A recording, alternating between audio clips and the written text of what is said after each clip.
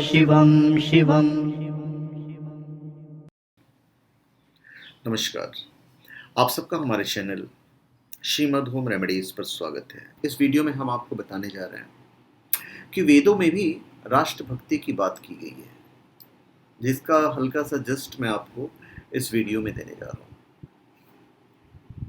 भारतीय सांस्कृतिक वैभव और दर्शन की मंदाकिनी श्री दक्षिणेश्वर मंदिर की दीवारों पर वेद शास्त्रों के सुभाषित अंकित हैं और उसमें एक वैदिक ऋचा भी लिखा हुआ है, जिसका जो अर्थ है वो मैं आपको बताऊंगा।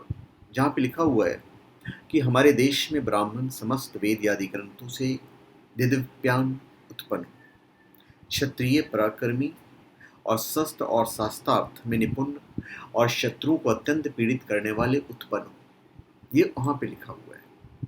गौ दुग्ध देने वाली और बैल भार ढोने वाला हो, घोड़ा शीघ्र चलने वाला हो और स्त्री बुद्धिमती उत्पन्न हो। प्रत्येक मनुष्य विजय प्राप्ति वाले स्वभाव वाला हो और रथगामी और सभा प्रवीण हो।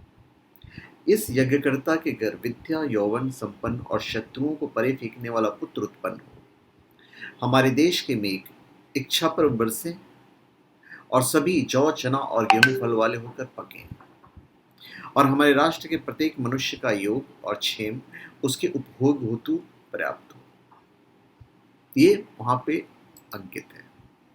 वेदों में राष्ट्रभक्ति के बारे में कहा गया है कि आत्मज्ञानी ऋषियों ने जगत का कल्याण करने की इच्छा से सृष्टि के आरंभ में जो दीक्षा लेकर तप किया था, उससे राष्ट्र निर्माण हुआ, राष्ट्रीय बल और ओज भी प्रकट हुआ। इसलिए सब कुछ विबुद्ध होकर इस अष्ट के सामने नम्र होकर इसकी सेवा करें। अजुर्वेद राष्ट्र संरक्षण का दायित्व सच्चे ब्राह्मणों पर ही है। राष्ट्र को जागृत और जीवंत बनाने का भार इन पर ही है। तो राष्ट्र भक्ति का संदेश हमारे वेदों में मिलता है।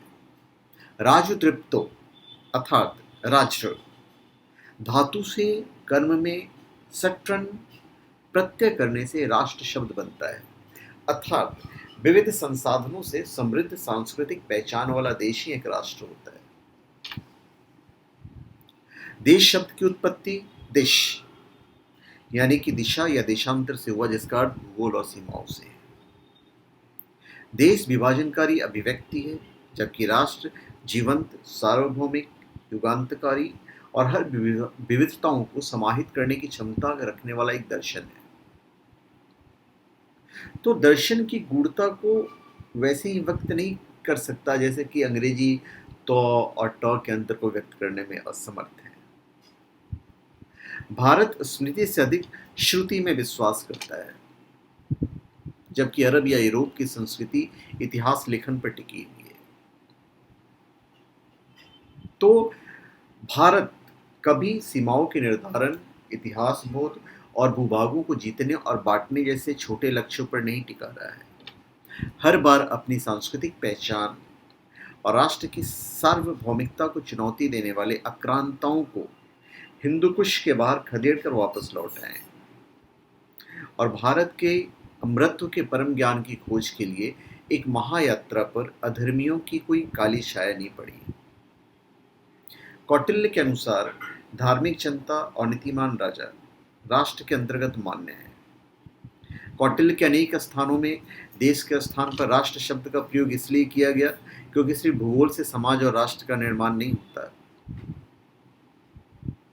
जिस देश की रक्षा सीमावर्ती पर्वत, अरण्य, नदी, समुद्र आदि भौगोलिक साधनों से सुगम हो, वह देश स्वराक्ष होकर राष्ट्र है। अर्थात भारत एक स्वरक्ष राष्ट्र है क्योंकि हिमालय, बंगाल की खाड़ी, अरब सागर और हिंद महासागर जैसे प्राकृतिक साधन इसकी रक्षा कर रहे हैं। तो हर जगह पे हमारा देश, हमारे देश के लोग, हमारा वेद राष्ट्र भक्ति से ओतप्रोत है, इसमें कोई दो राय नहीं है। धन्यवाद। आप सबका हमारे चैनल पे स्वागत है।